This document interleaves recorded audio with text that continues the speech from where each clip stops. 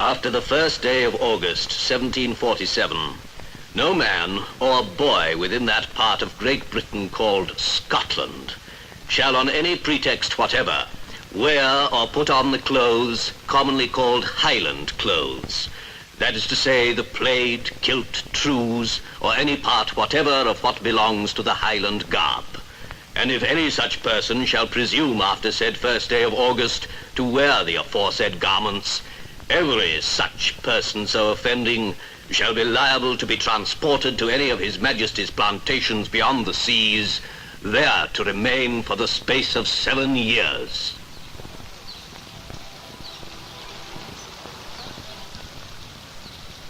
The village of Maxville in Glengarry County, Ontario.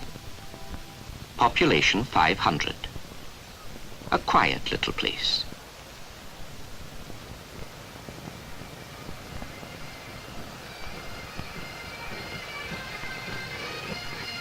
One day each year, however, 25,000 people gather here for the Glengarry Highland Games.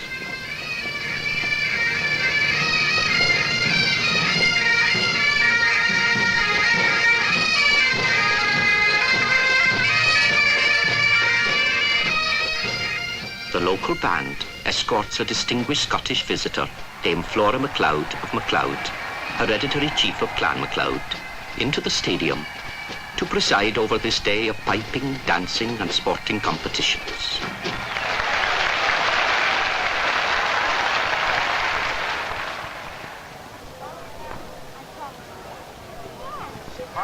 Originally, Highland Games were organised by clan chiefs to find the swiftest and strongest men for their private armies.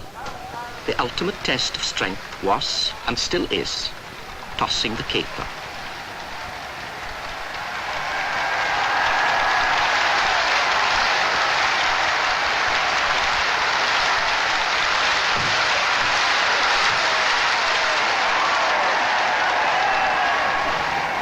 A more modern event is the pipe band competition.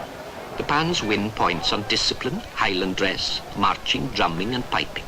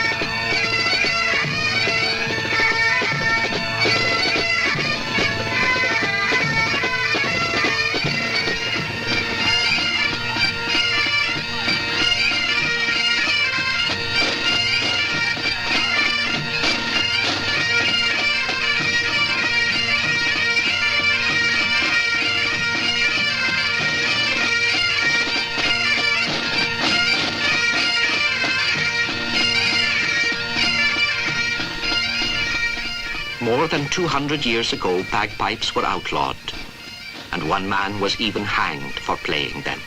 Until then, pipers had led clans into battle, celebrated the great occasions, and mourned for the dead with the pibroch, the classical music of the bagpipe. Only the army was allowed to keep its pipers, who, despite loud protests, were eventually accompanied by drummers to form the first pipe bands.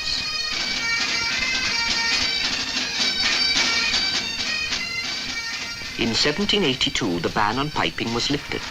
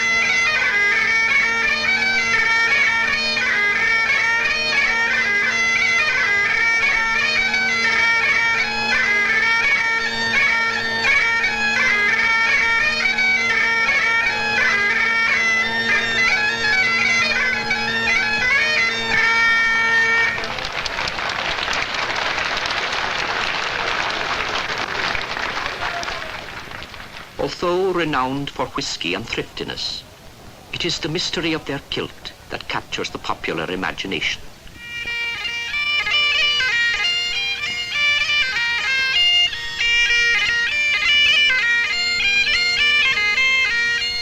The kilt is derived from the belted plaid, a plain length of tartan cloth, pleated and belted around the body, then pinned at the shoulder with a brooch. This more ancient garment was, until early in the 18th century, the everyday dress of all Highland men, except the wealthy, who usually wore trews, tight-fitting tartan trousers, which were more practical for riding. The belted plaid was then simplified into the now familiar kilt.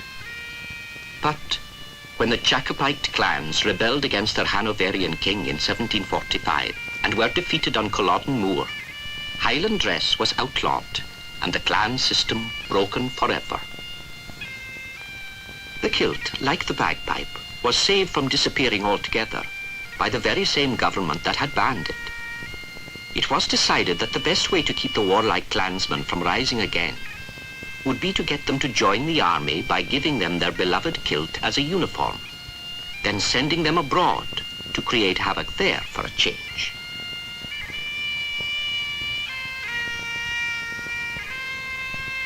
The final consequence of the 45 rebellion was the Highland clearances, when thousands of Jacobites and Hanoverians alike were evicted from their crofts and forced to emigrate.